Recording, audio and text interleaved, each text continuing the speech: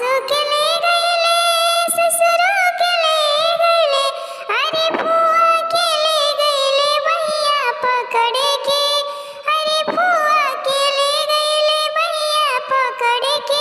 का कैला राजा अंग्रेजी इतना पढ़ के, का कैला राजा अंग्रेजी इतना पढ़ के। जेठ के ले गईले जेठनी के ले गईले, जेठ के